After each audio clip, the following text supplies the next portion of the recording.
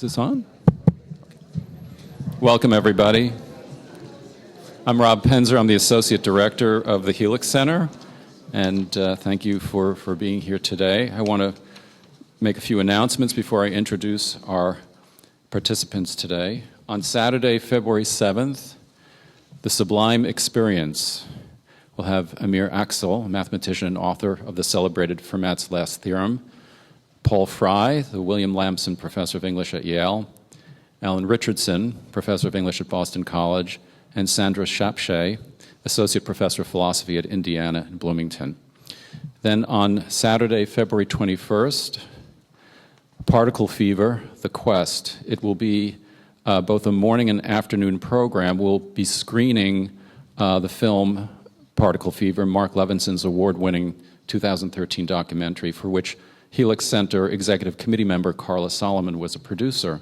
And it tells the remarkable story of the monumental search for the Higgs boson, the elementary force particle that was predicted by the standard model of particle physics.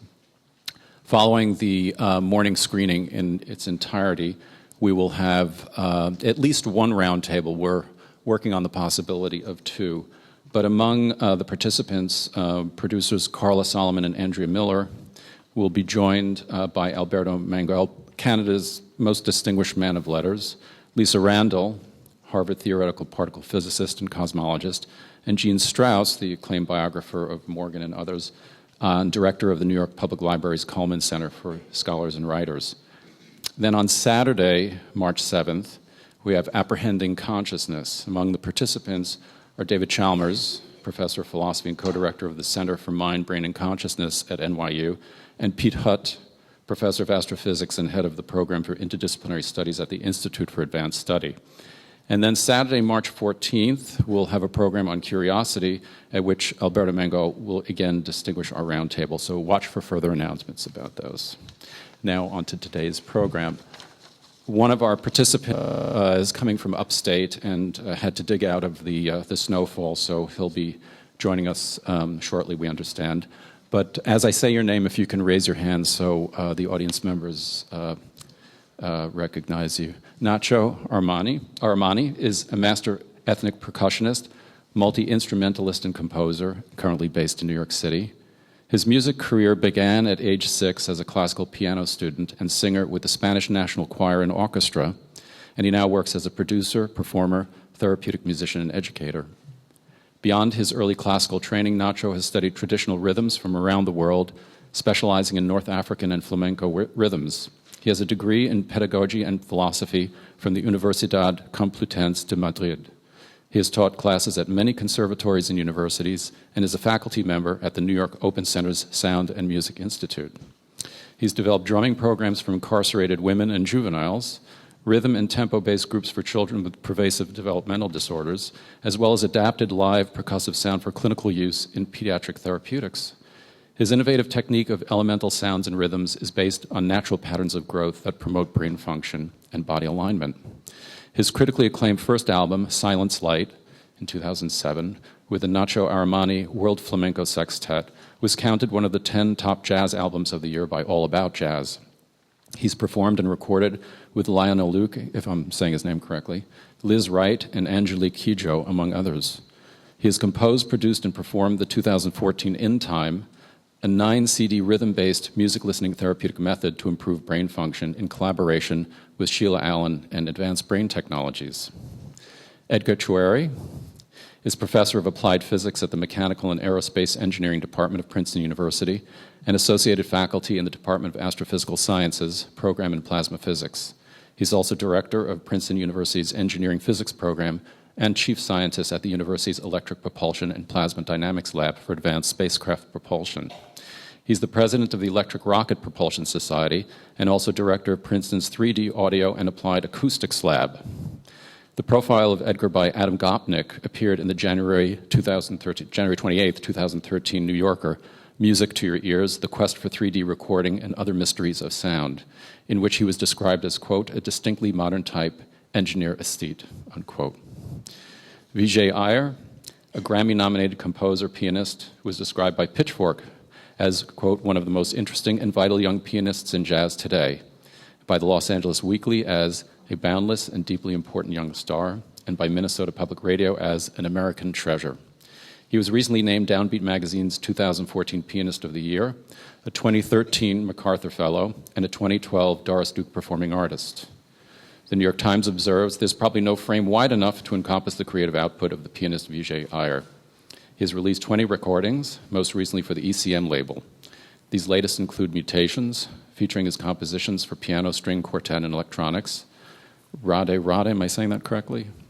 Radhe Radhe. Rites of Holly, a silent film by Prashant Bhargava, with his score performed by International Contemporary Ensemble, and the forthcoming Break Stuff featuring the Vijay Iyer Trio, hailed by Pop Matters as, quote, the best band in jazz, unquote. In 1998, Vijay received an interdisciplinary PhD in the cognitive science of music from the University of California, Berkeley. His dissertation, subsequent research, and creative work are focused on embodied music cognition. He's published articles in numerous journals and anthologies, and in the forthcoming Oxford Handbook of Critical Improvisation Studies. He is the Franklin D. and Florence Rosenblatt Professor of the Arts in the Department of Music at Harvard University. Vijay Iyer's Trio's new album, Break Stuff, is out February 10th. Marina Korsakova-Kreyn is a professional pianist and scholar in music cognition. Her research is focused on emotional responses to music and on the perception of melodic transformation. Currently, Marina teaches music cognition at Touro College, and she performs regularly as a member of Union City Chamber Players and is the author of books and scientific papers, her latest book being Music as Magical Journey, the Story of Tonal Gravity, Melodic Objects, and Motion in Tonal Space, which makes a friendly introduction to the science of music. Tristan Perich, who is on his way, is a composer and sound artist whose work is inspired by the aesthetic simplicity of math, physics, and code. Wire magazine described his compositions as an austere meeting of electronic and organic. One Bit Music, his 2004 release, was the first album ever released as a microchip, programmed to synthesize his electronic composition live. His latest circuit album, One Bit Symphony, has received critical acclaim, the New York Press calling it sublime, and the Wall Street Journal saying its oscillations have an intense, hypnotic force and a surprising emotional depth. His award-winning work coupling one-bit electronics with traditional forms in both music, such as his work Active Field and Observations, and visual art in his machine drawings and microtonal wall, has been presented around the world from Sonar and Ars Electronica to the Museum of Modern Art and Bitforms galleries. Without further ado, our panel.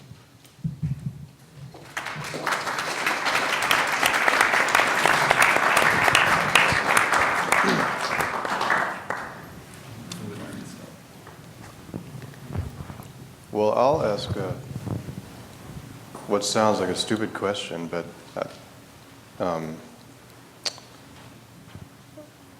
I would be interested to hear what my fellow panelists would say if I asked, what is music?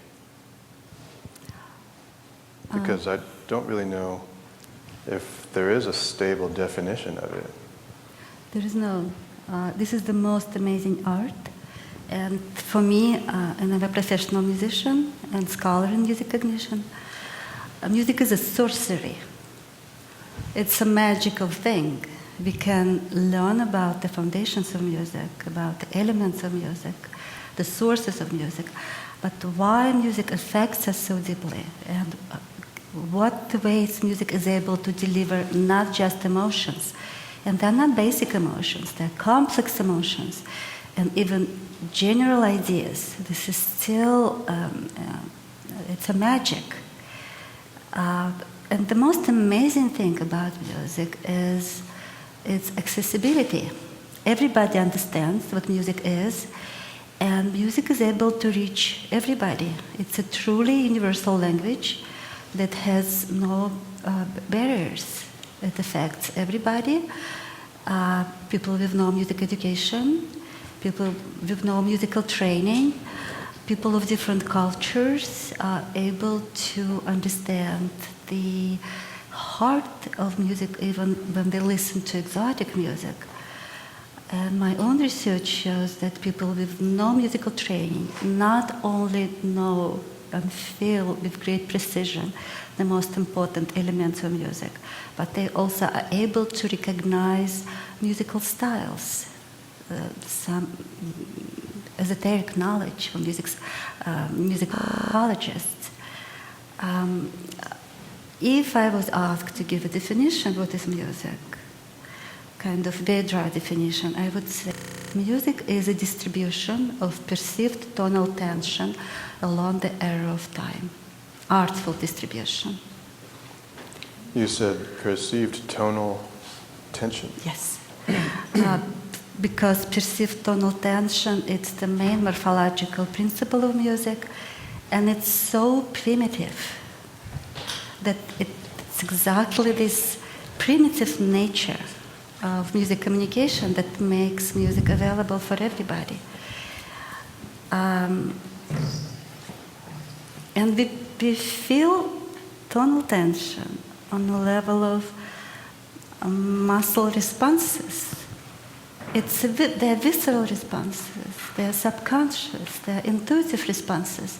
We don't need to be trained, we just need to be born into human society and have normal hearing. We don't need special training to understand the language of music. And the foundations of melodic elements of music, they're in the physics of sound. This is another important thing, that we are dealing with just direct intersection of the physics of sound and human neurobiology. And of course, it's a cultural construct available only to people. Just to fill you, we started with Vijay's question, what is music? Sorry, I'm... No, you are good. Jump right in. Hi, everybody. Are we kind of all Now you have to offering answer. our answers? Gosh. Well, I'll give it a shot.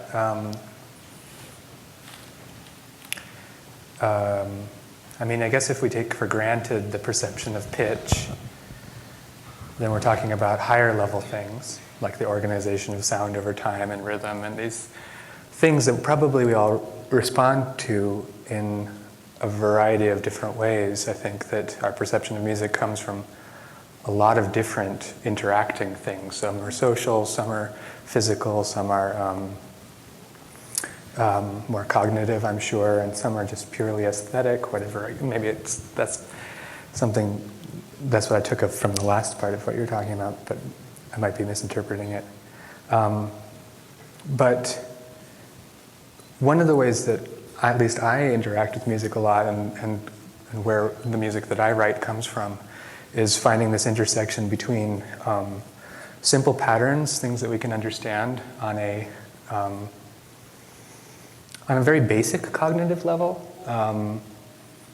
things like repeating structures, simple rhythms, simple melodies that build up into forms that are more complex than those parts, but they are nonetheless based on these very simple ideas that we can understand. And part of that for me is that taps into the part of our experience of the world where we are attracted to things that we can understand. And so an example of that is like if you learn about biology, then you can understand how the animal form can grow from some simple biological rules. Or if you understand physics, then you can understand, the sort of more basic ways that the building blocks of nature form complex things. And we find beauty in that simplicity. I think we can connect on a sort of profound way. And clearly I'm just jumping in because I just ran up from the car. But I think we can connect to these things that we can understand in a different way than just something that's more aesthetic or more resonant. I think that like when we can understand something, when it gives us something to latch on to, then we can find some sort of beauty in that.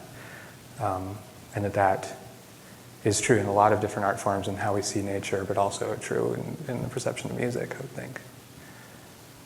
I think I just brought up too many different points there. But well, for me, I see and I understand music like a multidimensional experience. For me, music is an experience, which is really, really hard to record. We do that, right? But we know, unless we develop three-dimensional or immersive sound, that music engages so many different levels of the human being, right? And the most important thing, as I'm saying, is it's an experience, really hard to reproduce again.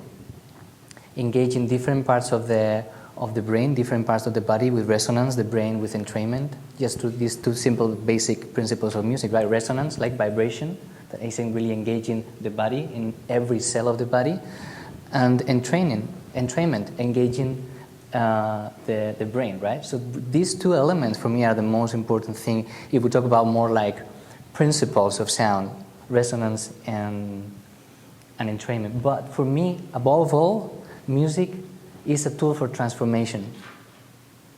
Is a tool, is pure technology that has been used for thousands of years in different communities of the world as service to the community for challenges, for really, really go through daily life. Why? Because all these principles, right? But music is being in cultures through the very first thing. Sound, basic, before music, is what I want to talk about, is the source of life. Sounds promotes movement. Sounds really creates vibration, and we are vibration. We were discussing at lunch, is like our first relationship with the world when we were 9 months in the womb of the mother. Our relationship with the world is through sound, is through vibration. So that's how we codify emotions, that's how we codify language and information. And it's really interesting because if you pay attention, when we were in the womb, our ears are plugged. So how we perceive sound? We perceive sound through vibration, through bone conduction sound. And then I'm going to do a little experiment with you. If you, can I do it? Sure. Okay. So, does anybody can hear this?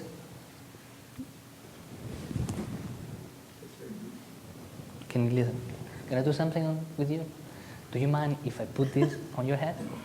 It's all right? You sure? Okay. So, let's do this. Now, anybody can hear this? All right.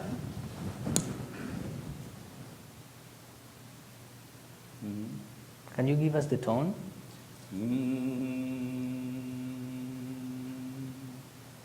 How is that possible? Because sound moves through our bones. Through vibration, sound and through our bones connects directly through our inner ear, which is, you know what, the cochlea is one of the first things that is developed in uterus to get information through life, through sound. So we are vibrational beings, and through vibration we codify life. So just to remark these principles, but remind also this cultural effect of sound for communities. How sound and rhythm has been always there as a tool for the communities to transform and go through daily life processes. That's how I understand music. I should confess that I don't have the faintest idea what music is on a fundamental level. And I have even a problem drawing a line between perception of sound, which is, you were describing, was primordial activity, and music itself. And that line seems to me very culturally conditioned. What is a simple tone for you could be music to somebody else. What is a choral tone singer in Arabia could make somebody run out of the room, but could charm somebody else.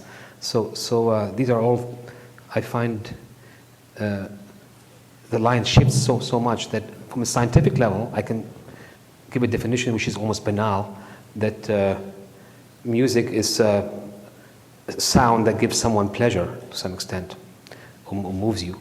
And that's not very pregnant, doesn't tell you much. But only then I can have a definition. Anything beyond that is so culturally conditioned, so complex, so beautiful, and so powerful, and that it kind of evades pinpointing as a definition. I'm particularly enchanted or totally interested in how humans interact with the spatial aspect of the sound. And it's interesting because we experience sound on a daily basis, not just as pitch, rhythm, melody, extent in time, repetition, and so on, timbre. We experience it as localized in space somewhere or moving in space somewhere. Yet it doesn't, as in music, because we have limitation in performance, we cannot make a violin fly around the room. So there seems to be a limited extent to which spatialization has been used in composition. To give you an example of what I think, why I think the spatial aspect is terribly important in music, and one component that now with technology can be, for the first time, really used as part of the palette of the musician. Imagine waking up in the morning nicely to the sound of a bird song right outside your window. Very nicely, we all love bird songs, and composers wrote great music based on bird songs. So that's one day. Now imagine the same exact experience, the same bird, the same melody, and the same lulling wake up that you go through, except this time the bird is inside the room with you. And it would be very unnerving, because first your mind tells you, from the reverb, from the acoustics of the room, you know right away, your brain knows right away, there's a bird trapped in the room. So there's an anxiety. Being trapped with a wild animal is not something, even a bird can be threatening. So on one day the experience is that of musical experience that's lulling, that's very comforting.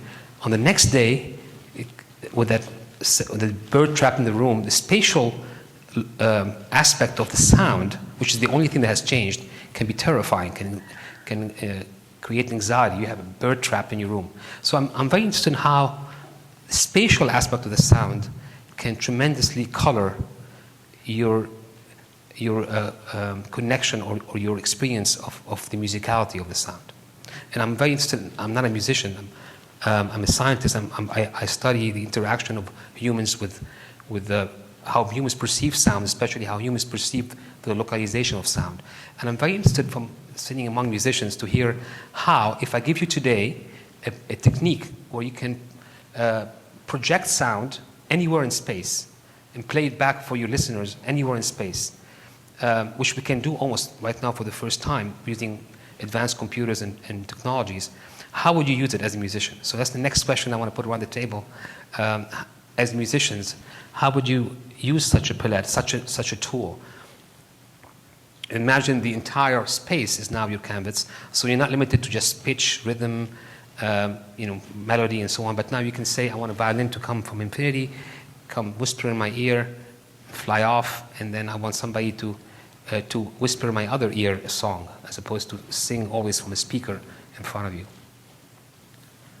So at least for me, that's something that I'm specifically not trying. I'm trying to do the opposite of that in my own work. I'm trying to make us very aware of the sound source as a point in space coming from a physical material, so that if you play a note on a pitch on a violin, that we are, as listeners, very aware of this bow, this string vibrating in space as bowed by this hair of this bow with a little bit of friction, and the resonance of the body of the violin amplifying that sound and spreading outwards from a location over there coming towards us. But that is spatialization in its own. Right, but it's one that's extremely explicit and very direct and very much tied into our experience of sound. Like you said about that we typically think about sound as coming from points, or when it's from the ocean we kind of think of it as a spatial thing, but it's still very much delineated in space. And for whatever reason, and this is just me, and I'm not meaning to close off your inquiry at all, but I'm interested in this sort of separation almost. A separation that just makes us more aware of what we're experiencing. This kind of, I guess it's the idea that like, the piece of music for me is, and this is why I think live sound is so important as opposed to recording, for instance, is that the piece of music is an experience that's unfolding by the means of physics and space with us as the listeners, and our experience of that music is very much tied to the sound production in space. Would it be fair to say that, in a sense, your one-bit music sort of underscores the aspects of the embodied music cognition by disembodying it in a certain sense? Well, yeah, I should say I work actually a lot with electronics, even though I'm interested in acoustic instruments. But the way I work with electronics is very low level. I use this like 1-bit waveforms, which are just on and off pulses of electricity that make the speaker membrane move in and out like this and create sound. And it's a very, very primitive approach to electronic sound. And a lot of that is to make us aware of the speaker as an instrument. And I would call that embodied. And I'd even maybe go a step forward to say that it's trying to make us aware of how the electronics are even working. That the more we can see that system as something very mechanical and physical, the less magic it has, and the more we can kind of be connected to it experientially. But that's really just my approach, which is this very kind of concrete approach. But in experiencing the sound, the listener is listening a sound that has been reflected off surfaces around him or her, reaching their ear. So the reverb is part of the experience. Right. But that's what I'm referring to, this being able to control that or use it as part of your palette. I know actively you're not when you compose the 1-bit music. But to what extent you feel that the entire spatial aspect of the reproduction is important to the listener? Yeah, well, it's very important. But for me, that's an aspect of the performance of a piece of music in a space. In space, yeah. Right. And like us in this room, hearing our voices reflected. That's very important for acoustic music reproduction, is to reproduce the reverb of a room. Right. And when you have a 3D audio technique to do that, you can then create the illusion that you are in a real space, or actually produce a real space, right, which for the first time now can be done. Well, it's really interesting because my approach to music is always from traditional music, but always music and sound happens in space. Always, always. Yeah, I want to tell something about the space and music. So, on one hand, we are dealing with acoustics, and acoustic is about vibration in some medium. It could be air or water, it could go through metal, through bone, and this is the basically space of acoustics, of the physics of sound. But when we are talking about music, as we all understand, so this is which means something which is made of melodies and harmonies, we discuss very different space. It's a space of tonal relationships. And it's kind of very, very separated from acoustics, because you can take the same melody. Let's say Mary Had a Little Lamb. Somebody could start playing it on violin, and other person would finish it singing. So the timbre is different. Violin could be on a radio, and somebody would finish it on the street. So physical space is different, but the melody is the same. It's an object. It's a melodic shape, which can be divided between different players, and it can be produced in different spaces, but still we feel it as something united, because this melody exists in tonal space. And not a long time ago, there was a very interesting book written by a very interesting person, very conservative philosopher, Roger Scruton, who the book has named The Aesthetics of Music. Roger Scruton, he is not only author of more than 40 books, mostly on philosophy. He's a Kantian philosopher, but he's also a composer of 2 operas staged in Prague. So in this book, he reminded about so-called akasmatic space. This word came from ancient Greece, Akasmaticus, that was the name for the students of Pythagoras. Pythagoras used to lecture from behind the screen, so not to distract their attention. So they were listeners who listened to them. So when we listen to music, we listen to shapes, to ideas. We go into this special space which transcends acoustics.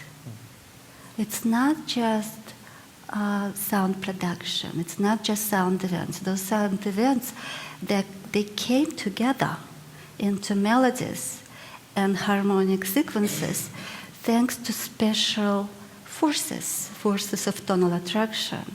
And what is amazing about music, it's actually a fantastic thing about music, that in music we are dealing with phenomenal space of tones of phenomenal gravity. Because the main thing about tonal system of reference, which is just musical scale, that the tones differ in their frequencies, and this is acoustical characteristics, but they differ in psychophysics. They differ in their degree of attraction to tonal center. It's very easy to illustrate. May I? I will go to the piano just 1 second to make it everybody clear.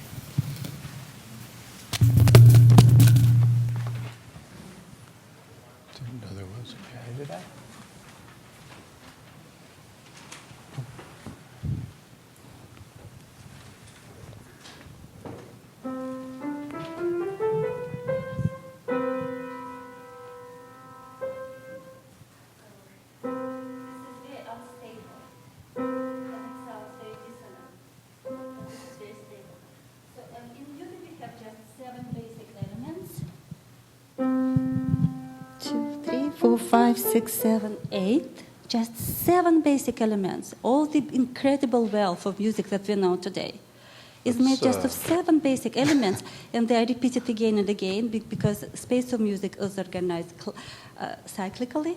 It's the same 7 names. This is how we got 88 keys on the piano. So playing with just 7 notes, basic elements, we are able to create incredible compositions, incredible structures. And we feel motion in music because we have stable tones and unstable tones. This is unstable, this is stable.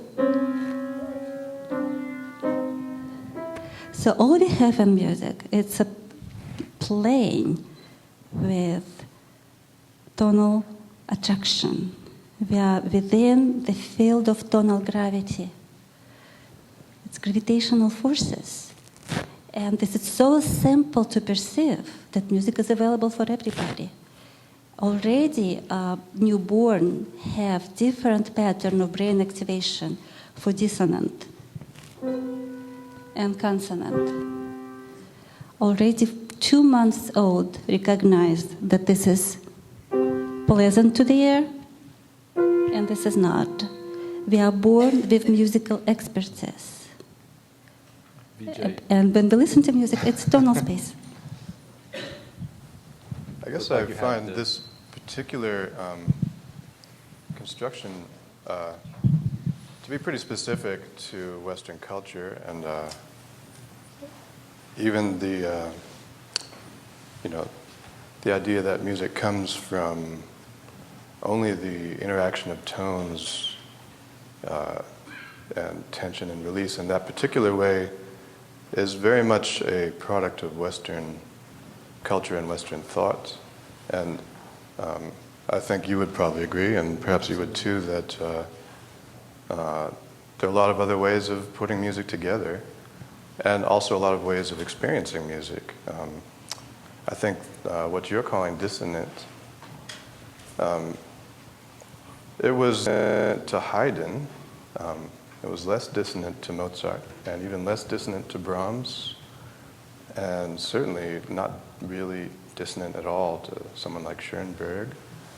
And there's also the possibility of incorporating a certain amount of tension into what you might call a sound that produces pleasure, which is how you just define music. In the same way that with food we can accommodate a certain amount of bitterness in the course of a meal, like if I had a shot of espresso, which I just did. I mean, I had, even though I'm not acting like I did, but I did.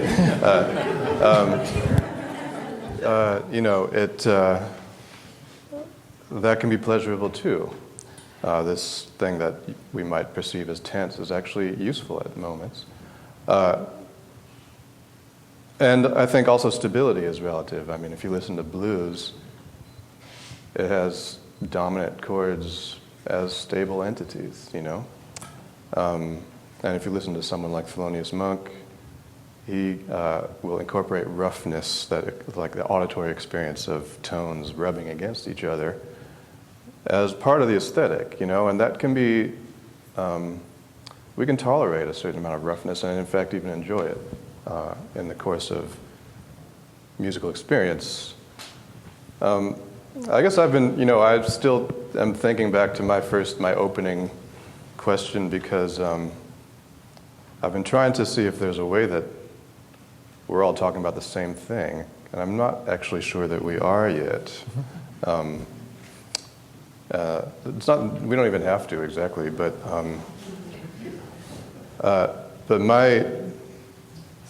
I suppose in particular we've been talking about music as something that happens to us, so that we perceive or receive, which means that generally it seems that we think of music as not our own doing, but somehow coming from somebody else.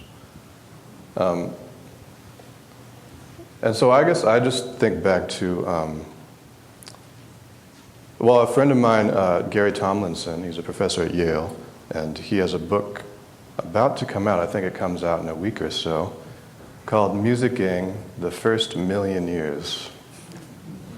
And as you know, we as a species are only a tenth of that in terms of our own, the amount of time that we've been on this planet as Homo sapiens.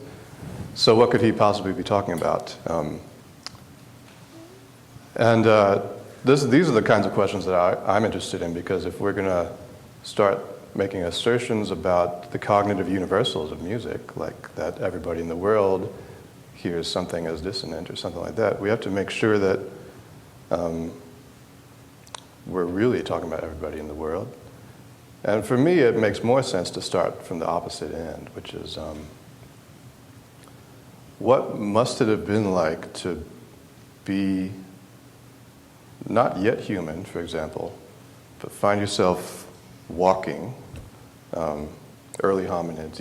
When you go to the Museum of Natural History, the sort of canonical scene of early hominids was a little nuclear family walking through the woods or something like that, right? So just imagine that experience, and imagine that you start hearing each other walking in sync, like you hear the footsteps starting to synchronize, and then could that be the beginning of what we're calling music? In other words, does music actually come from not just sound of anything, but sound of us? Because that to me is what makes the most sense. If we're going to talk, we're going to even use this word, which is a very fuzzy word, I mean, for me, the biggest problem is I don't know where music stops. If we say it starts in a certain place, like it starts with sound, or it starts with tonal gravity, or it starts with rhythm, where does it end? What's the other side? Like, is there an experience that is not music? And that is actually, there's no answer to that, because it's entirely a cultural decision about what the boundary of this thing that we call music is. In fact, it's bound up with our name for it. We say this is music. But the other thing it's bound up with is that we, in the last 100 years, have gotten used to receiving music without seeing it.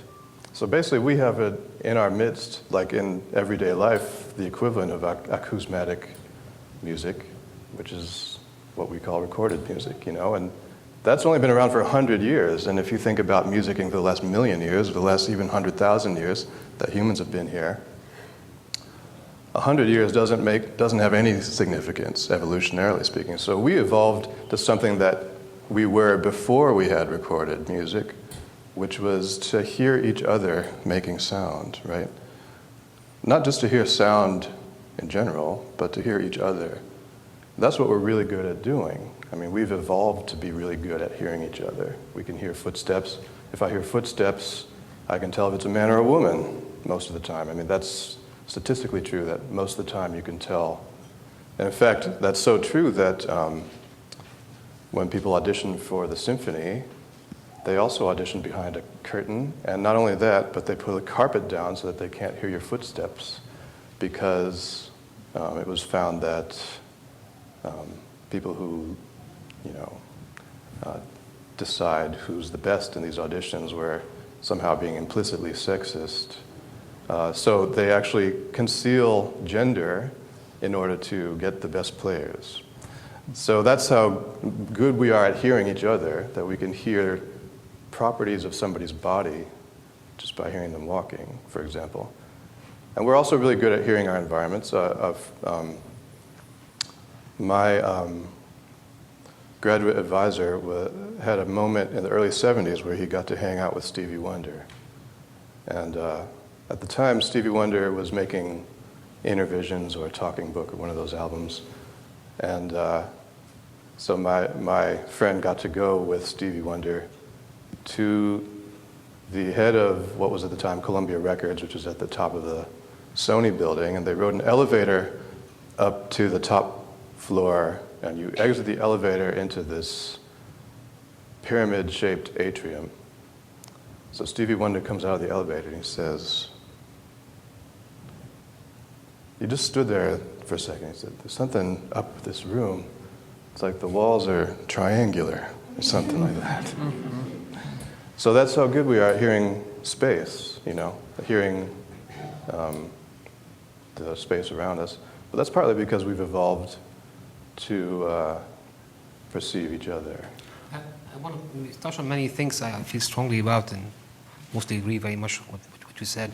One thing you mentioned early on when commenting on Marina's little experiment is the fact that what we perceive as something, let's say, unstable or atonal, can evolve taste-wise, can evolve across even the same cultural tempo, going from Haydn to Schoenberg, but also can, as I said earlier, can evolve cross-culturally. It could be something dissonant and nice. But there are, it turns out, according to some recent research, some very, very universal feelings we get from some sounds, which are almost common to all of us, would have to do with our evolution.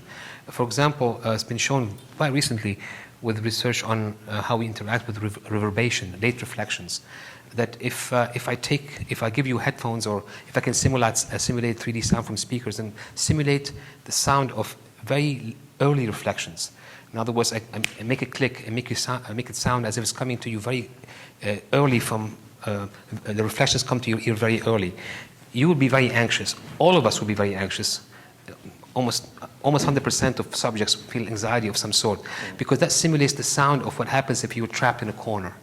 And your brain knows that this is, as humans, have to evolve in getting away from danger, that we are trapped. Now, if I take you into an anechoic chamber, and I have one in my lab, or if you go in anechoic chamber, or similarly, if you stay in the wild, in the open, there are no reflections. Yeah. And there, almost all humans have a sense of enhanced alertness, or tense alertness. It has to do with the fact that we are exposed to danger. We don't get any reflections. That means we're totally open. So halls are designed to have just the right amount of reverb. What I'm getting to is something you touched on, is that where is the limit of what music is? If I define music as simplistically as I designed it earlier, which is a sound that gives us some kind of feelings or emotions or pleasure, then it seems to me the limit is almost nowhere. It's almost to the point where even reverb by itself can just the reverb of this click in the room or in the open can give us anxiety. All of us or can give us pleasure. And I found that tremendous, that we have these fundamental mechanisms. Probably have to do with the fact that we had to survive, or worry about predators coming at us and feeling trapped or not trapped. Absolutely, we react to auditory stimuli. That's true. Just, I think we are discussing what music is. And there are different directions. For example, there was music by Xenakis, which was very popular till recently. And he used random numbers to create something really interesting. And some of his creations are very beautiful. But this is not exactly what we would name music, because still today we understand music, something which is made of melodies and harmonies, something you would sing to your child or recognize as familiar melody. And music really gives people pleasure, by the way. Music activates biological reward pleasure, nucleus accumbens, which also reacts to sex and food. Even sad music, because it gives us pleasure. Even Xenakis? He used, random numbers, stochastic No, music. I'm asking you, does Xenakis give us pleasure? I found it interesting. But that's not what I'm asking you. I'm asking you just I made don't know. Nobody still did research. I think what happened, because I was bitten by a scientific bug, so I'm looking for precise data. So when we're talking about melodic universals, and when I say they're universals, it's not just conjecture. It means that people around the world recognize octave, which is the first overtone of harmonic series. And octave, till just 1,000 years ago, was sometimes substituted with fifth, quinta, which is the next overtone. My point is that melodic elements are defined by the physics of sound. If you have two harmonic series, two different tones, which have the beginning of their harmonic series overlapped, the strongest overtones overlapped, they are perceived as dissonant. Most likely it's related to the neuronal cost of processing. It's easier to process. It makes this event salient. And also another thing... But can I just ask? Yes? When you ask someone, do you perceive this as dissonant? Even in a scientific setting, there's already culture around them to figure out what that even means. Yeah, but right? octave is not culture. Octave is octave around the world, even for Australians that do not have melodies. I mean, Aborigines, I don't want to be obnoxious, it's just they don't have melodies and harmonies that European music has, but they do recognize octave. My point is that melodic elements, they are not ordered by somebody. It's a discovery of human mind, discovery through our visceral reactions. And as far as tonal tension and release, we know about music by Schoenberg and his students Berg and Webern, who worked with 12-tone music. Basically, they tried to escape the dictatura of tonal tension. And in the music, they used noble technique of polyphony. They would create a melody made of all chromatic tones, never repeating any of the tones, so to avoid any tonal attraction, any preference, any hierarchy. And they would work with this series. They would invert it, they use it in different timbres, they would even collapse it. Nobody sings those melodies. It's interesting music. But when we talk about blues, it's still tension and release. If you start to play for us, we would immediately recognize that this sounds less tense than this. But Marina, yes. If we go more than 500 years ago, we will not even talk about music about this in these terms. Yeah. We will not talk at any term. We just do it, and that will be enough. What do you mean 100 years ago? That what you're talking about is basic on a agreement of 100 years ago of Western music. I don't think it's an agreement. I think it's a discovery, and it's because I want to talk about the results of the studies. It's my personal study in perception of tonal modulation, which is discovery of European tradition. It's quite a sophisticated thing for music theories, and it's nothing what people with no music education. What I found that people from different countries from around the world, they listen to harmonic progressions that modulate to different degrees, and they perfectly But recognize what is important. there is no modulation, and no, in many cultures and musical cultures. Yeah, but my point is that European tradition, it's not an agreement. It's a discovery that became accepted. But okay, that's great. But it's European tradition. But we have other continents in the world that course. create music. Of course. And probably European tradition is based on all this music that has been done for 100,000 years ago. Let's say 50,000 years ago, up Okay. to date. This is the conservative estimate that music exists at least for 50,000 So years. perfect. So then we have 15,000 years of music, of doing it, of sharing it, of being in circles like this. We have to pay attention how music was performed. And for me, this is the key, because music was a part of the community, performed probably always in circle, for certain objectives to promote to the individual and to the community. So first of all, the music production and recording thing is 100 years ago. The stage in music, for me, is the most unnatural thing for music. The stage and people. You are not alone. Glenn Let me Gould did finish. not like to perform on Let me stage. finish. Richter did not want to be seen when he was Exactly. performing. So what I think you promote a great question. What is music? And this I agree. We have to speak the same language, because if not, we are lost in concepts. And for me, music is not even a concept. It's not we a are trying concept, to really no. It's a living tradition. describe something that is that has been existing before us. Maybe sound has been before us, and we just jump into these poles of life, of this vibrational field. That then we, as humans, we start to pick up some elements from that, and we just start creating music for what? For me, the question is, we do music for what? But the key is that we do music for 15,000 years ago till now, with just just one tone. I can demonstrate here, to really complex harmonies, because the human existence evolved and then music evolved with it. But we cannot just explain music as the last 100 years ago, No. because music is something that comes from human nature. And I think really interesting what you're talking about is like, what is about pulse? What is this?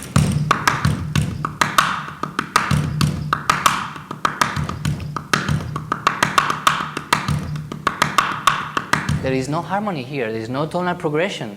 This is pulse, this is rhythm. We can discuss if this is part of music or not. I think it's one of the elements of music.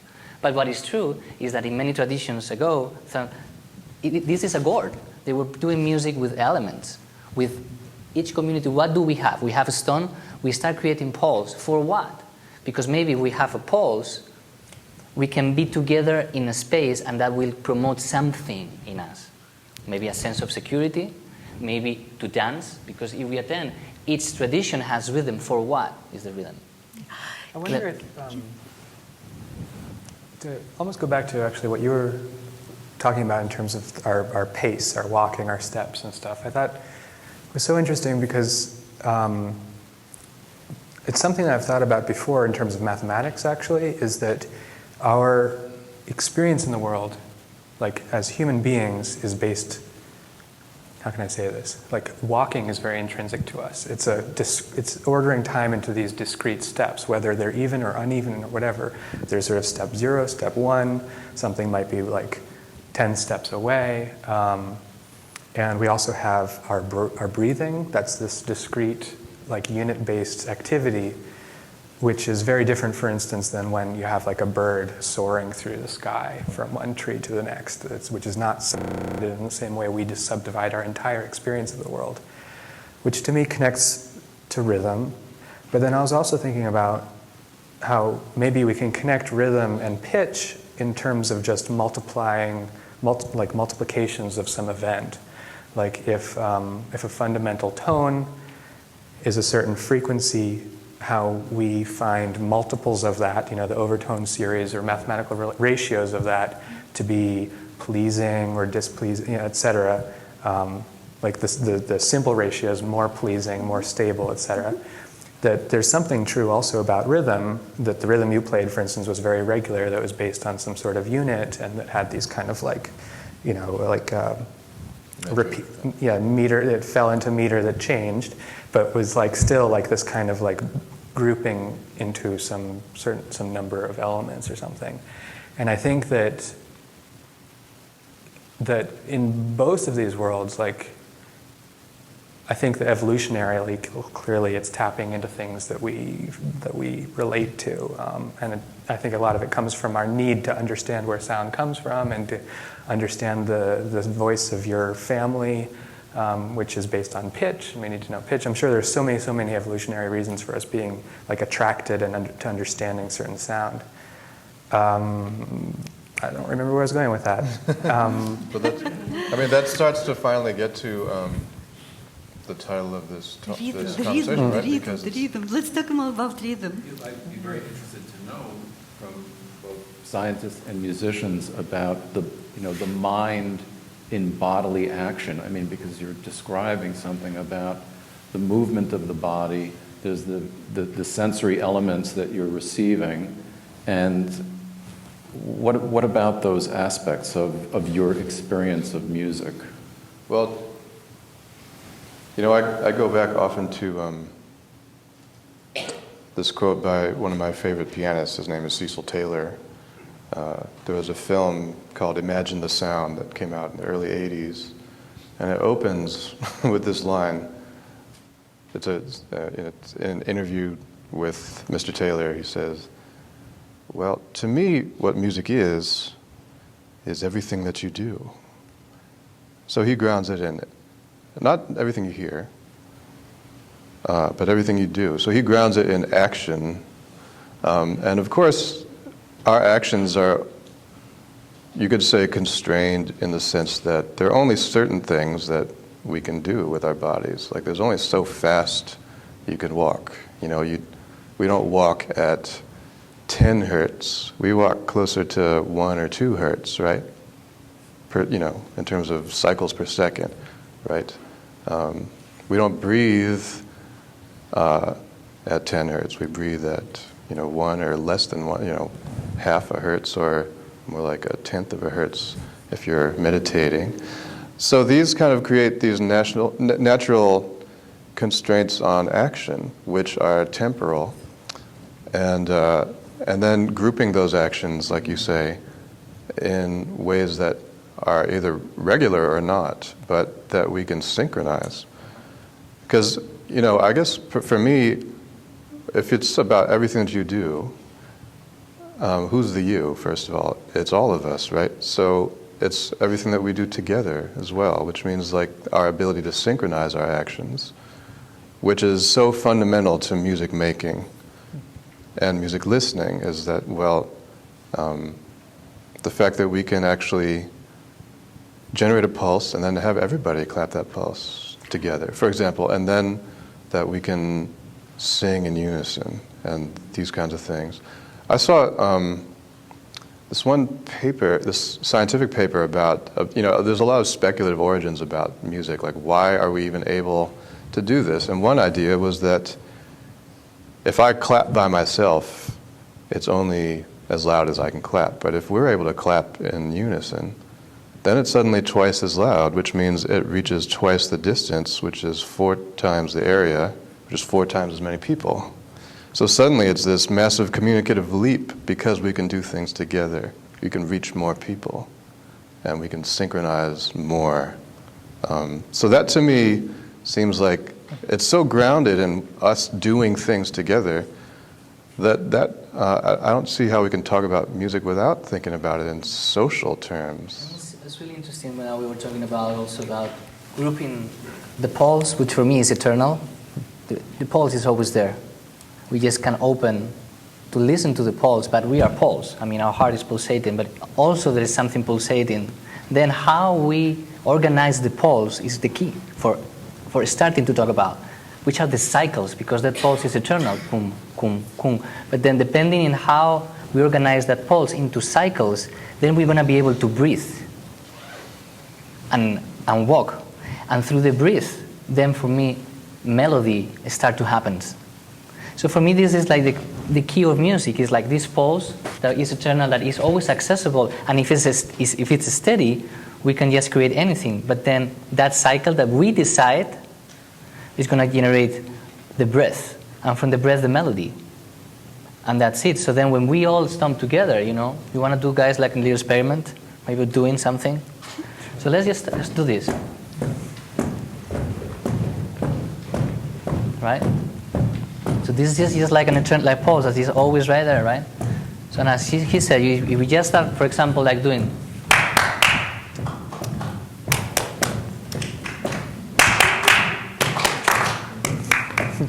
Okay, now what is the cycle, right? So this is just, you see how fast we get into it without not even thinking about it, you know? But then if we start adding the melody, just will be the way that we breathe. And I like to understand that each country, the difference about music is different ways of breathing. Mm-hmm. It's different we breathe, you know. And rhythms is each culture has a different rhythm, you know. But I believe that also there is like underneath the roots there is a common rhythm and a common pulse that we can really all get together and really communicate. So maybe a better title for this would have been Embodied Cognition and Embedded Cognition, in the sense that it's not only about the sensory motor of the individual, but the social connection. I believe that is a social, absolutely social. And cognition is embedded also in the interaction. But it's a very interesting part of the social, social communication between humans that does not involve ideas. Actually, one thing music is miserable at doing, which I find remarkable, is communicating ideas. Stravinsky said music is incapable of communicating ideas. By ideas, I mean something not like feeling or emotion. For example, let's take an idea. Let's say child labor is abhorrent. I can write a poem, portray that, no problem. I can make a painting showing child labor somewhere in the bowels of some factory in India and make you revolt in your feeling of injustice.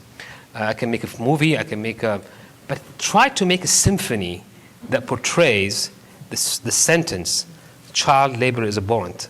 It's very hard. Let me ask you And this. I find that spectacular. It points to the visceral power of music. What you are talking about, if we talk about, none of us mention ideas, by the way, which I think is natural. We don't think of music as a little paragraph in the New York Times can portray more ideas than all of Beethoven's Ninth Symphony. Yet we all think, they're incredibly powerful. But you said something using your voice in rhythm and with pitch, and you then said that wasn't music. And so that involves you having drawn a line about this is outside of music.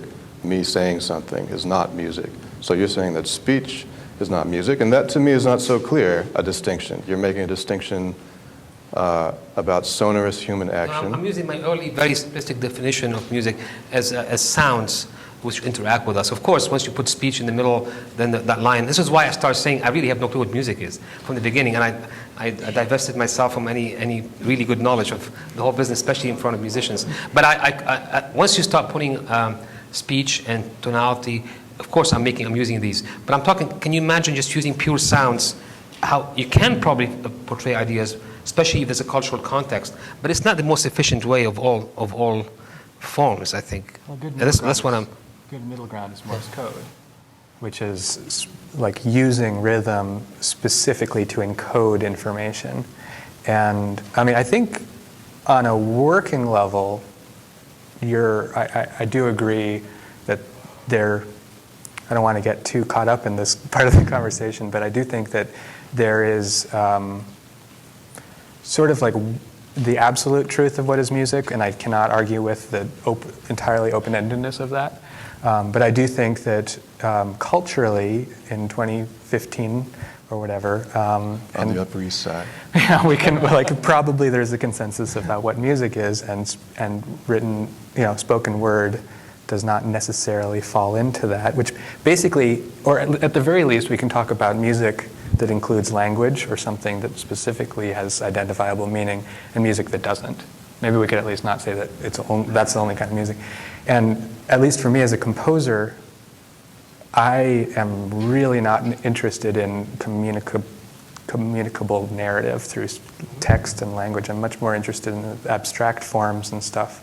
So my music falls to the non-verbal side of things. And that's one of the reasons I think I can even do like music at all is that I really don't have much to say for the narrative side of things. I think that's actually the definition of music. It's a non-representational way of communication.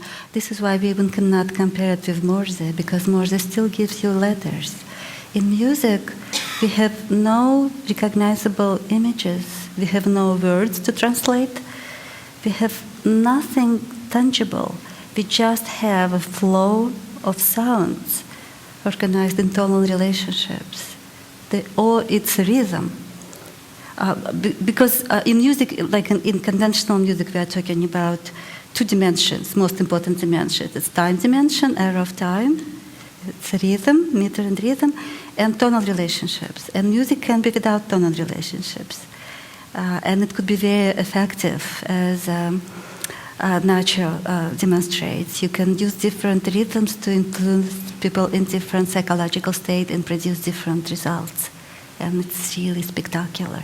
Well, do you think that music can get away from any kind of metaphorical representation? I mean, when you have alterations in time and space or tone, it almost seems that it implies a certain metaphoric interpretation on some level. And that how can you really get away from it? It's not the same as using words, but one tone might be higher than the other, and this is going to create certain spatial metaphors in sorcery.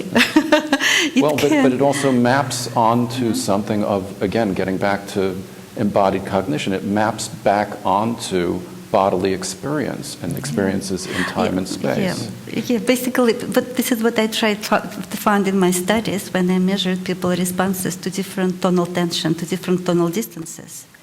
And the responses to tonal distances were expressed in a sense of perceived tension, but also in a sense of perceived brightness and perceived warmth. The thing, Marina, but it's...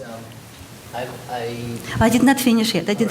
So basically, when we listen to music, when we perceive this world, we are either very comfortable and very relaxed, or we can be frightened, we can be tense, and it's physical tension. And so we can think about our life in general as sequences of tension and release. Like it's a very simplified, terribly simplified explanation of music. That music captures this particular aspect of living and basically gives us sequences of tension and release that somehow recreates emotion, recreates our living. When we listen to music, we live through music. It's always in time. It's tightly controlled in time. We experience psychological state in time. It's developing. Through those tension and releases, through those synesthetic reactions, warmth and brightness. Some music does something to us that makes us live life in parallel. It's a sorcery. I just, like I told you, I was, as an applied philosopher, I looked into the very foundation of music, and I'm trying to give something tangible, some explanation. This is what I found with data. Again, sharing with him, I think this is cultural. What is warmth and what is cold? That is culture. Because if we do an experiment with, tapping into different cultures, maybe we can agree on that. But my perception, for example, for me is a cycle in 7 super stable. Nobody will say that. A cycle in 5 for me is really stable, and also for the brain. But let me finish. So, brightness, warmth, tension, harmony. Those concepts, I don't think that really even define music. They do not. They define only melodic elements. This is very important. I'm not talking about global music perception. I'm talking about where it begins. Like a single cell doesn't define human organism, but we need to study human cell, how it functions, in order to understand how the organism functions. And as far as cultural constructs, yes, music is cultural construct. But the same study, the replica of it, of my study, was run in India with people who never had this experience of moving on different tonal distances, modulations. And the results were the same. I am talking about subconscious, precognitive perception. Yes, there is a European tradition, there are different traditions, but the studies show again and again that people capture the heart of musical message. Even this musical message comes from different cultures. Music is the universal language. All other languages, if I start talking in French or Russian, only few people would understand me. Because music falls into that category too. I think there's a lot, probably most of the kinds of music in the world are not necessarily music to everybody at first listen. I, for one, listen to a lot of noise music that's built specifically on like a richness of harmonic overtone and spectrum that wouldn't collapse nicely into clean ratios at all. And you mean the folk music or invented music? I guess I'm coming at it from noise music, particularly maybe an electronic sound, or I'm talking like only rock about sound. folk music. Only about living traditions, something which was developed by people through real musical practice, not invention. What happens in music, and this is really fascinating, yes, there are all these experimentations. And the experimentations are wonderful because they give impetus for development of new expressive means. But there is also such things as craftsmanship. If you look into the creations of Johann Sebastian Bach, even his sons called him Oldwig, like, old-fashioned. But if you look carefully in his compositions, you would find polytonality, you would find whole tone scale, you would find some amazing thing which were already seeded and then developed as avant-garde. I am very much for avant-garde experimentations because this is what gives new life to music. What do you think about the sort of inherent problem in pitch between pure intonation, like just intonation, and equal temperament? It's a fantastic theme. It's I remember I was torturing. Well, so just to... I was torturing. Yeah, it's about there are two, tuning. Let him just right, there are two approaches to tuning. The sort of natural one, which maybe we often sing in, which is frequencies being clean, multiples and ratios of frequency to one another. But then in Western music in particular, for instance, with the invention of the piano, I don't know my music history so well, but equal temperament is a way of sort of pushing this clean mathematical representation of pitch into something that is more regular and that can be, for instance, transposed, and you got this idea of keys and stuff like that. But it mostly lines up, but it doesn't quite line up. So it's a fantastic theme. Yeah, let me give some foundation for what we're talking about. I don't know if you were finished with your remarks. well, I was just there's this kind of inherent divide between them. You can either go one way towards this sort of pure world of sound, which happens to actually be like what we natively sing in, and there's sort of so many things to say about it. I'm not sure where to start exactly, but it's always built off of a fundamental frequency, which is kind of like your unit of time. Whereas in equal temperament, which is, for instance, where the piano example came from, everything is slightly out of tune, so as to make it work. And they're pretty close, so it mostly works. But there is kind of like this fundamental problem. I actually want to change the. I just want to shift a little bit. It's terrifically important. Just one minute. We can always get back to it during the question and answer period. But we haven't had a chance to hear a little bit more about your acoustical research, and I thought it was a very important dimension to bring into. I'll talk about my parochial interest, but I think there is a despite the the chatter, so to speak, there is a common. I think we can all agree that it's a whole spectrum. From all the way from very culturally conditioned perception of sound that we call music, we can change across time, as you said, across cultures, but there's also some. I think also, I think what you're saying I agree with a good part of it. There's some fundamental built-in perception of music that has to do with our evolution, most likely. So the whole spectrum. I don't find that shocking at all. I do think there are. Taken out of context, many music can be abhorrent. Can really, if you take a popular music of one culture, put it in another, even today, despite the internet, it can, elicit at least boredom, if not revolt, in some cases. So that's definitely. But I don't see anything shocking about it.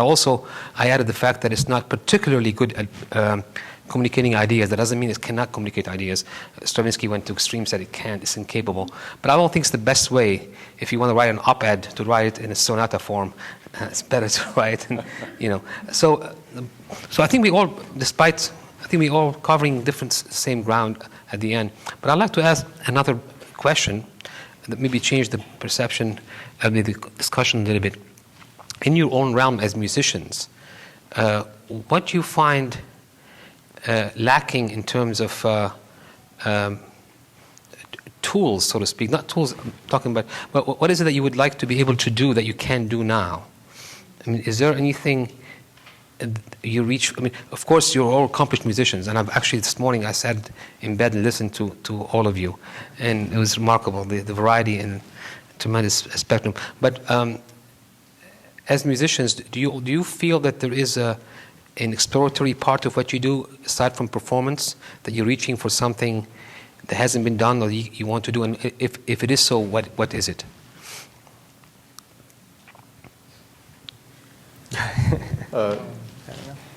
Well, I can say as an improviser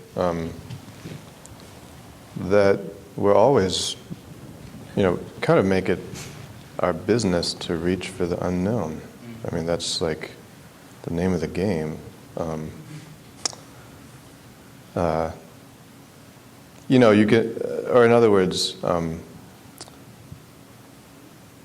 what really transforms and what really communicates is in that moment, in the improvisative moment, is somebody or a group of people on the edge of what they know, on the edge of what they're masters at, where you find it maybe almost breaking apart to this space where you're not even sure if it's music anymore, where you're right on that boundary. And that, to me, that vulnerable place is the most rewarding aspect of music. I experienced it last night. I really didn't know what was happening, but I knew that we were all experiencing it together. I mean, everybody in the room. And that is, to me, so I guess I'm not really saying, like, what don't I have, because I am very fortunate to get to say I had that experience last night. Well, actually, it's an answer to what you are reaching for. So you're reaching that moment in improvisation where you are almost untethered from everything you've heard before, and you're experiencing something new.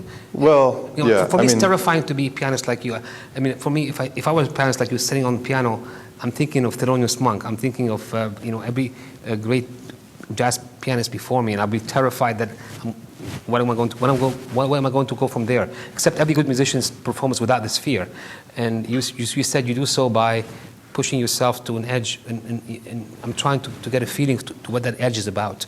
So what happens there when you get to that point? The thing is that we've all been there. I mean, we're all improvisers. I mean, in the same way that we can debate until the cows come home, if they ever do, I don't know if people stay there anymore, about what music is, we can also have a similar conversation about what improvisation is. And the more you examine that concept, it also kind of melts away in the sense that, well, everything we do is improvised, except the things that aren't. And that stuff we know, like, well, oh, they all did the same thing at the same time, so they probably weren't improvising. Like, they must have, how did they know how to do that? But even that is an illusion that can be, dancers use this, they do this, there's a improvisational dance technique called flocking, where, if you just follow the person in front of you, and I started doing this, then we all started doing this, and suddenly it looks choreographed, So that kind of thing of, like, the fact that we can just in the spur of the moment do something in sync or in unison. Resonance. Yeah. So, what I was going to say is that improvisation is something we're born doing, in the sense that we're, it's how we explore the world. It's how we come to learn about our environments. It's how we learn to do everything. It's how we learn to talk, how we learn to eat. You know, I mean, how we learn to walk is by a lot of stumbling around and eventually finding a path, you know? And that's really, to me, we're always doing that. So that's a very primal experience. And so experiencing that in the course of performance, where, you know, you develop all this mastery at these different instruments and stuff, but then you also take yourself to this point where the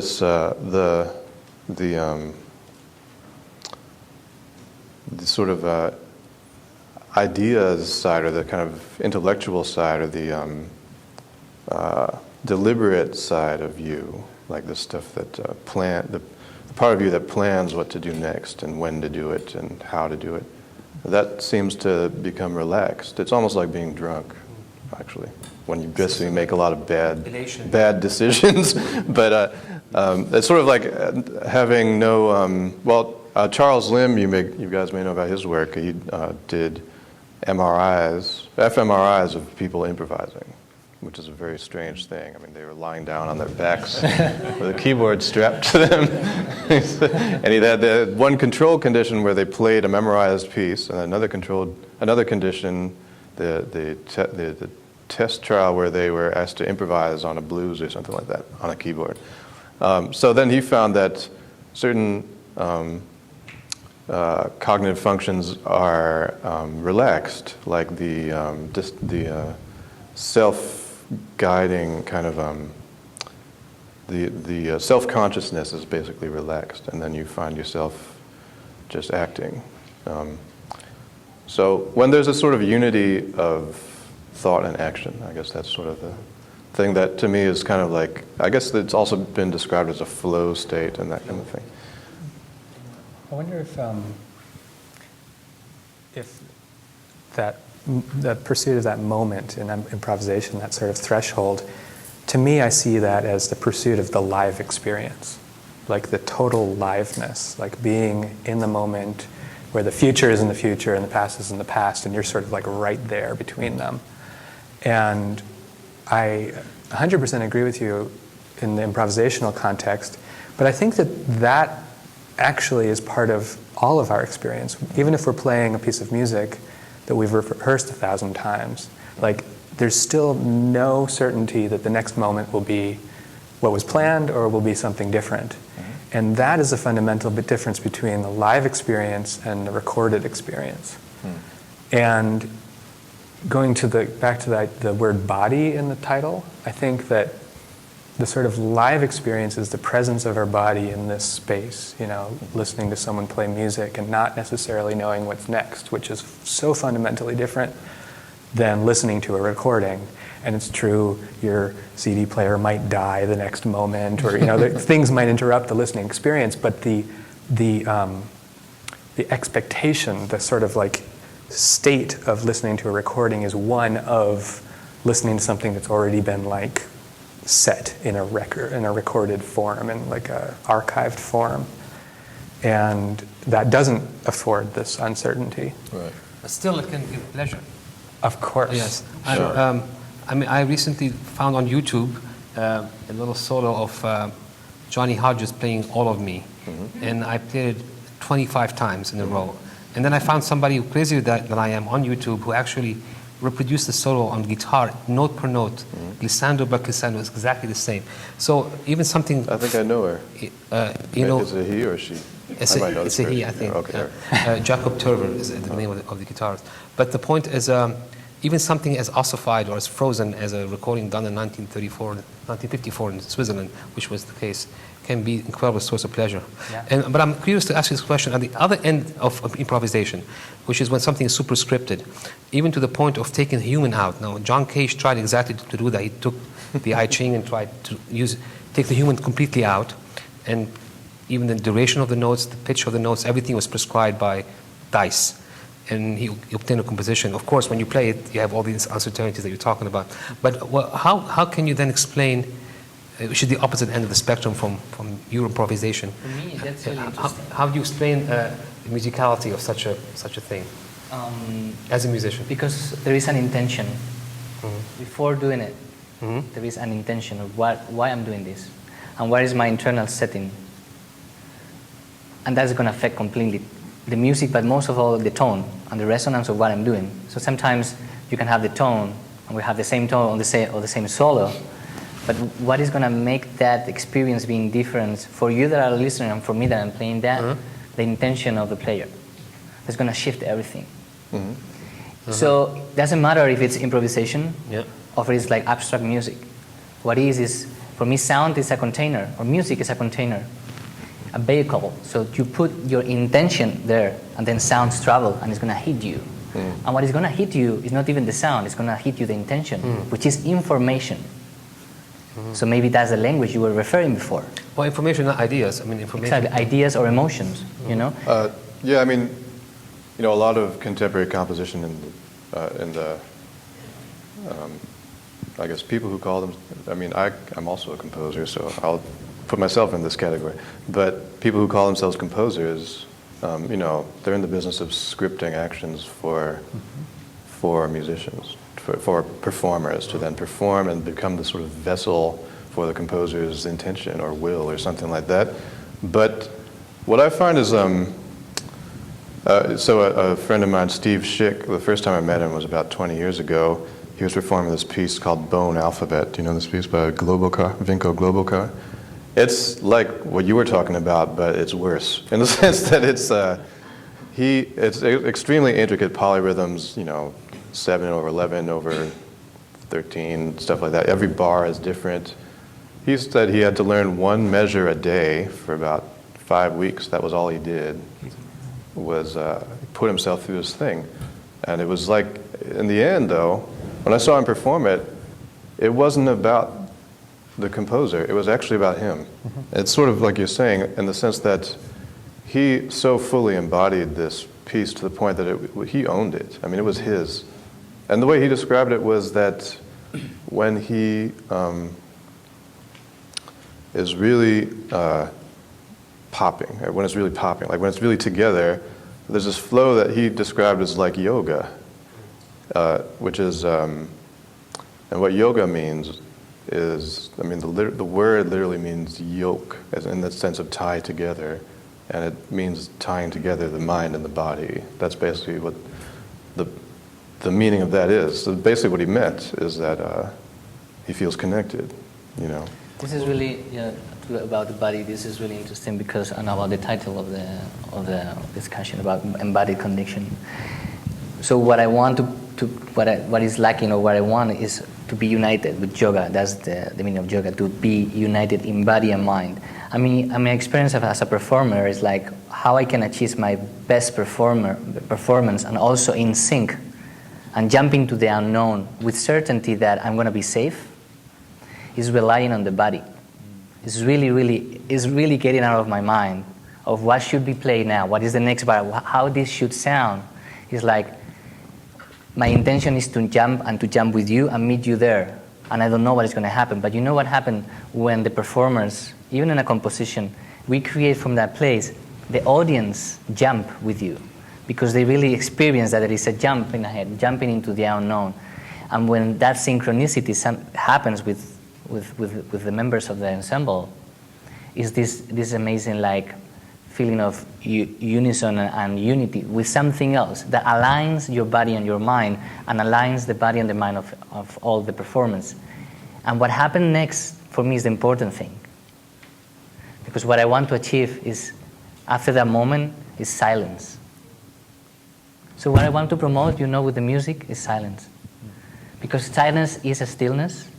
After all this movement that sound and music has provoked in you, for you to organize and change in your molecular level, your psychology, but just silence is that space when we can really finally be different and reinvented and create it again. And on that note, we're going to open things up to the audience members. I would encourage you to state your name and please put your comments in the form of a question for the participants. You can line up and use the microphone there. Don't be shy.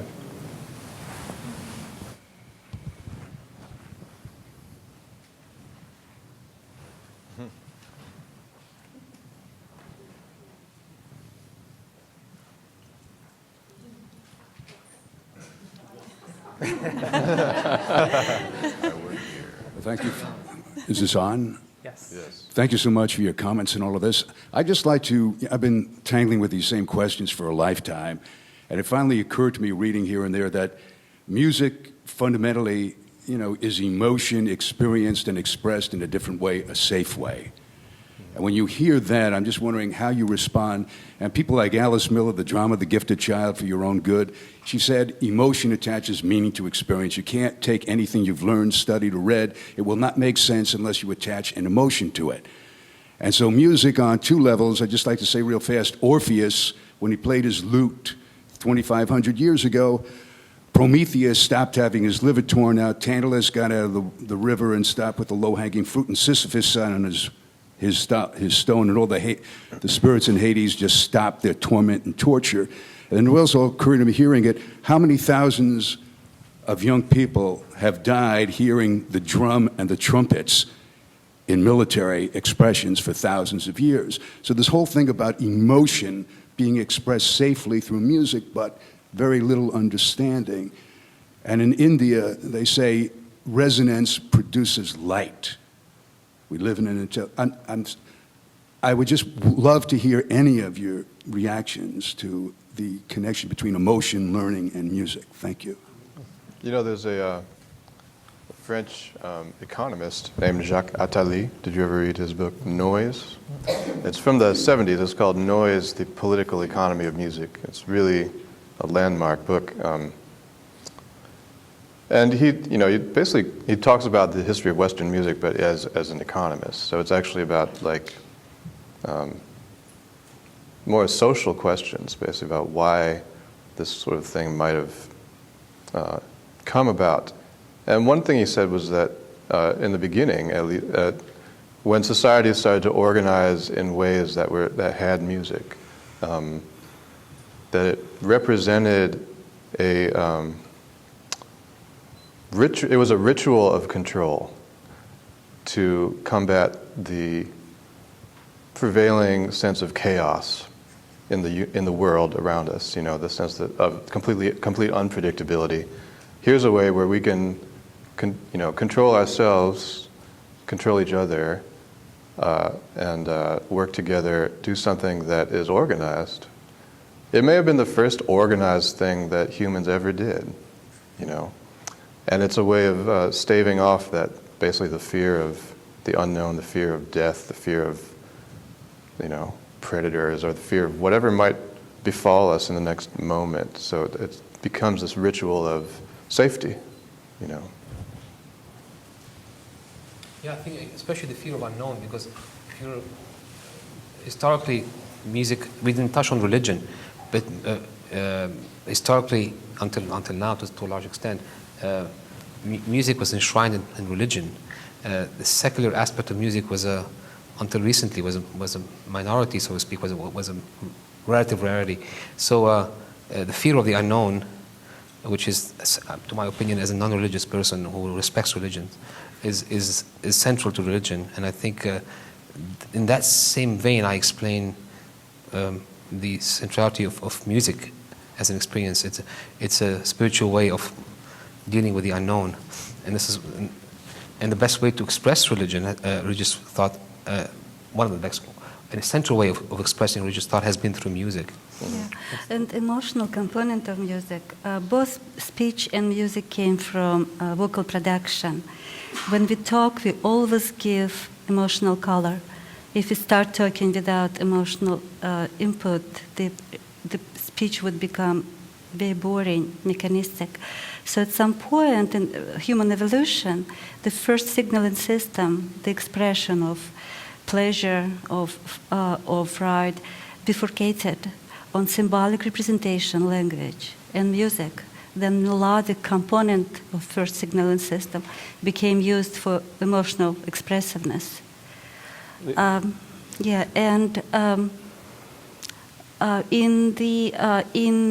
the model of triune brain by Paul MacLean, it's a model which was developed by Jaak Panksepp.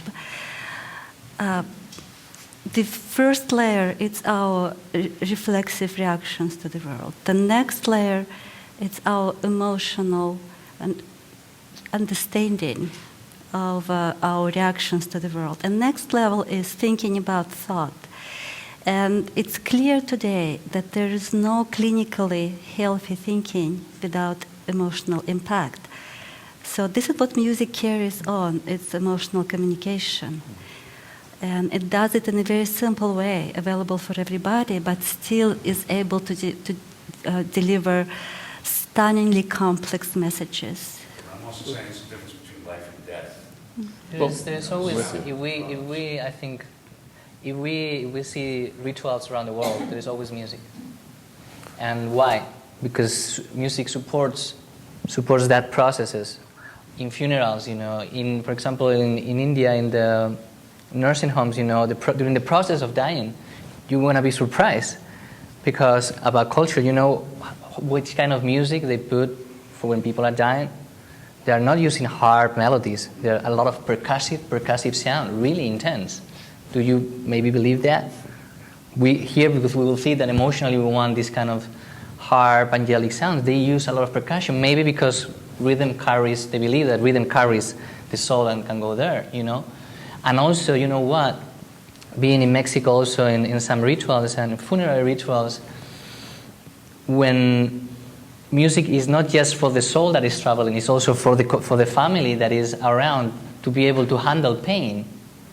Music, we can rely on that structure that is provided through rhythm, basically, and sometimes through melody, to really release and balance our emotions. And of course, if we go around the world, all the prayers, which is to connect to the unknown, to really communicate, are based with melodies. As always just the voice praying, So for me, it's really, really important that why we look a little bit back, look for traditions and rituals and see how they're being used in music. Because it's really basic. Melodies, for me, has been the prayers, how the internal being, the psychology of the spirit communicates with something transcendental. And rhythm promotes dance. And dance of the community. And that's how, with that tools, we can really balance our emotions and go through daily life, being able to go through the challenges, because there are challenges.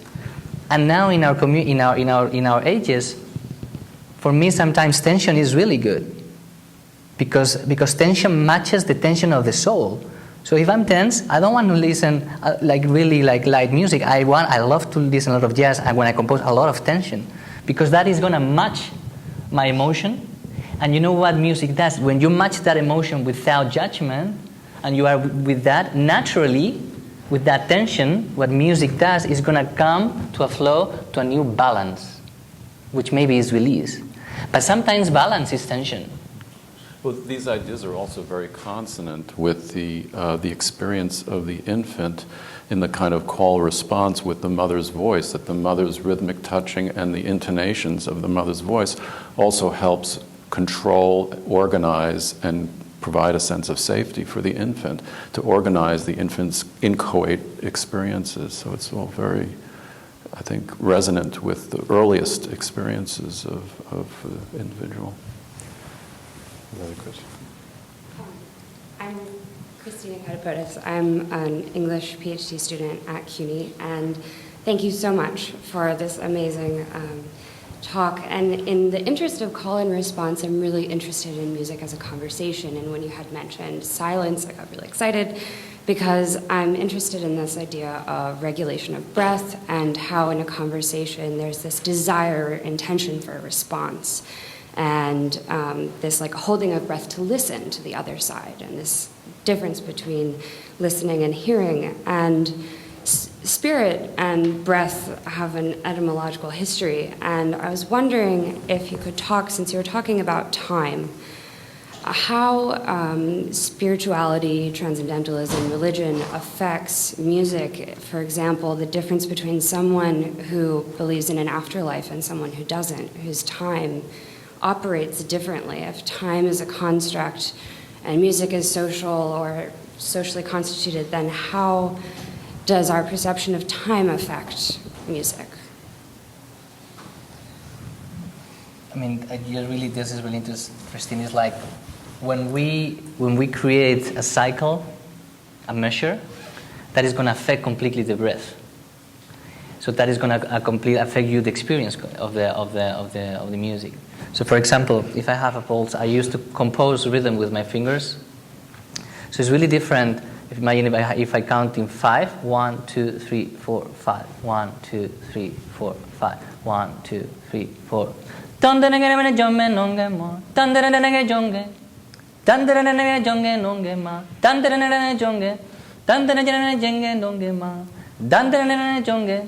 I'm creating a cycle, and you start breathing with me. But if I do 6, 1, 2, 3, 4, 5, 6. Now 5.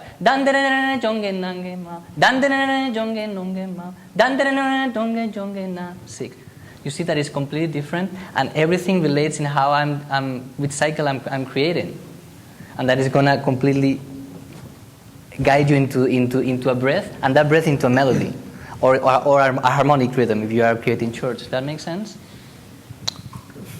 I guess I'm gonna. My experience in performance, playing in rooms full of people, where we can all hear each other. And in particular, we can hear each other breathing. I mean, as we actually can hear if we really listen. And, what I've found is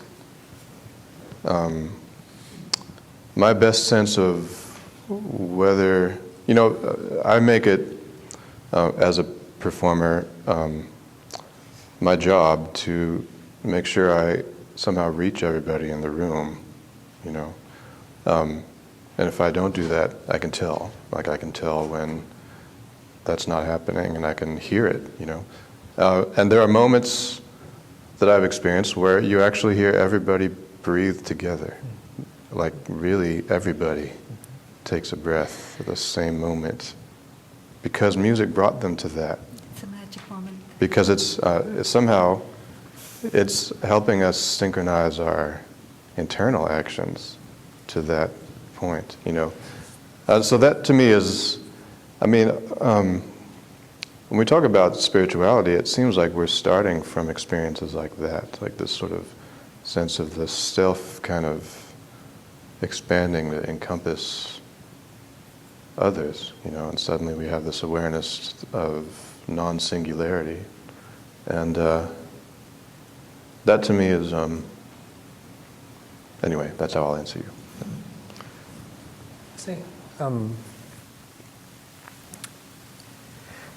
I think that time and, I'm not sure how I'm going to put this all together, but time and spirituality are related in the sense of either being contained or being open-ended.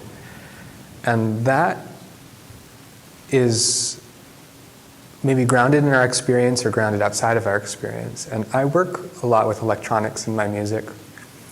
And I program these very basic microchips to synthesize sound. And they play alongside an ensemble.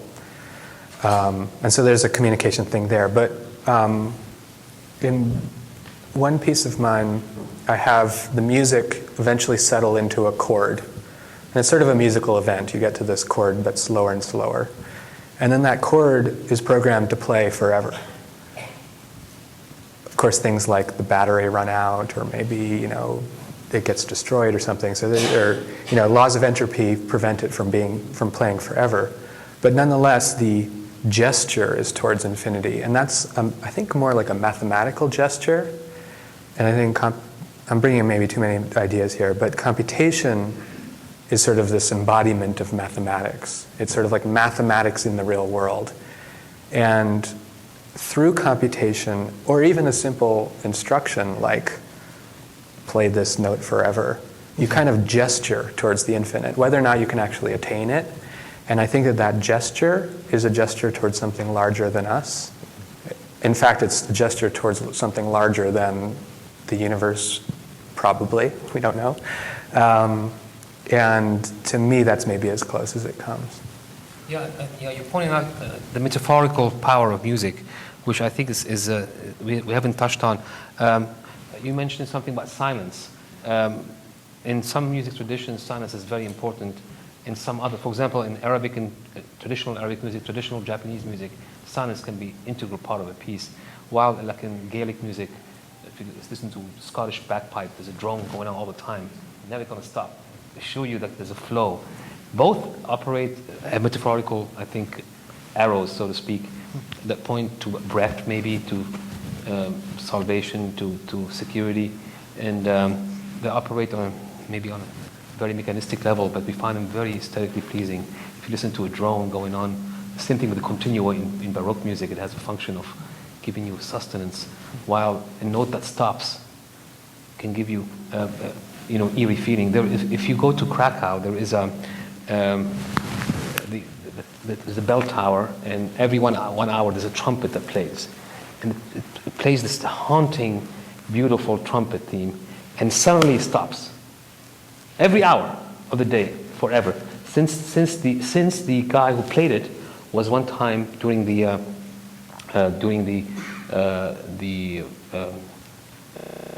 invasion at some point in the 14th century, I think, of Poland, he was shot by an arrow, and in the middle of his tone. So to commemorate that act, there is that tone every day for 1 hour, and it doesn't matter how many times you hear it.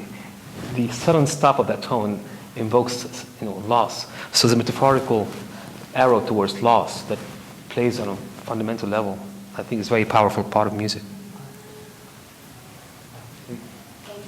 Ian, I'm going to give you the last question, and before you get to it, I'm going to ask maybe Nacho. There are some things you haven't used yet, but we'll do that after the question. I thought it would be a nice way to end the roundtable, to maybe invoke a kind of communal experience with Ian Buckingham. Maybe appropriate in this setting to recall that Sigmund Freud was famously non-musical, and this is attributed to various things, including particularly perhaps that he couldn't stand the sound of his younger sister practicing on the piano. What I think this may illustrate for us is that music obviously is culturally determined, but also psychologically determined by individual and group psychology.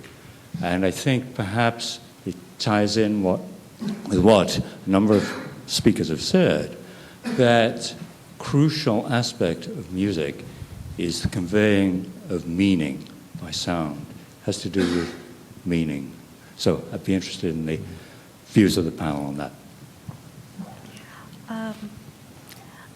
It seems that the music is the most effective instrument of transfer of very complex information in a very simple way, because of the main morphological principle, perceived tension, and it's so primitive, so simple. This is how music reaches children with autism, people with very bad Alzheimer. It basically gives them some kind of sanity for a period of time, helps somehow people with Parkinson to restore coordinated movement for a while, and somehow also music helps to restore speech in people with Broca's aphasia, melodic intonation therapy. It's a very strange way of communication, very, very powerful, that's true. And it also seems a very powerful way of prophylactics for the brain, cognitive prophylactics. We know that children who are trained in music, they gain few IQ points. They basically related to short-term memory, which shows on verbal, on recall, verbal included, on numbers recall.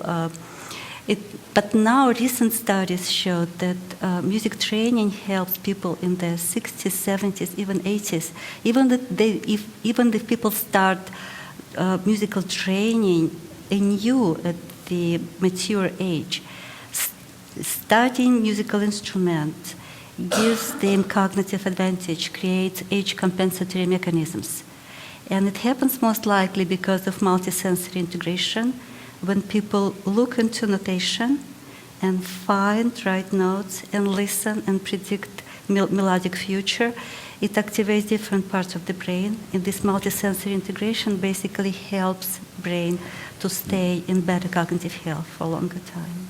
I'll take this opportunity, being in a house of psychoanalysis, and apropos of Freud, to suggest that embodied cognitive science is really rediscovering and expanding Freud's initial insights, and when he said that the first ego is the body ego, that as analysts, we're always listening for the metaphorical representations of the body in earliest experience, and how this maps emotional connections to objects. So. Yes, and you see, when we respond to music, it's not intellectual response. We also can have intellectual response. For example, if you listen to some incredible, some fugue by Bach, and if you know it very well, you can follow each voice and enjoy melodic transformation. But in general, what music gives us, it's a visceral pleasure. And music affects our breathing, our heartbeat, our hormonal system, electric conductivity of skin, gives us pill erection, the shivers. So it affects us so directly. And it gives us the sense of living through life again in an aesthetic way. So Nacho, if you have something else to demonstrate. I'm happy to create some sound with you, or to create some sound. I mean, we're talking now 2 hours. I was like, really, thank you for giving me the opportunity. May I just say, Nacho gives tonight a concert. Well, it's just like a little flamenco show, but this, yeah. So let's have a little experience. Why I want to welcome you, if you want, you want to close your eyes and just put your hands like that.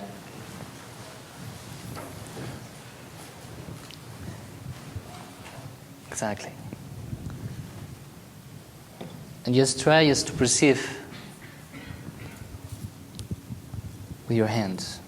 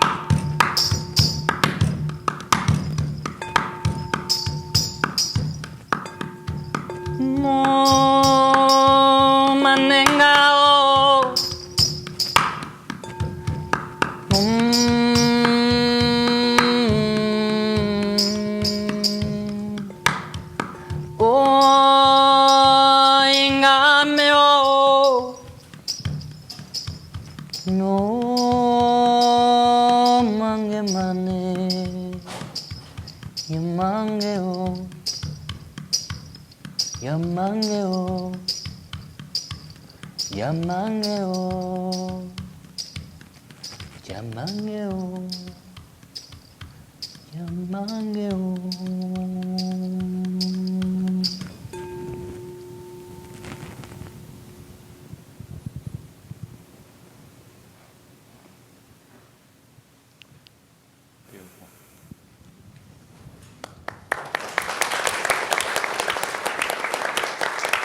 Thanks to all of our participants today. Thank you all. Okay. Thank you, everybody. That was wonderful. I felt we needed something to bring us all together, and that was beautiful. What is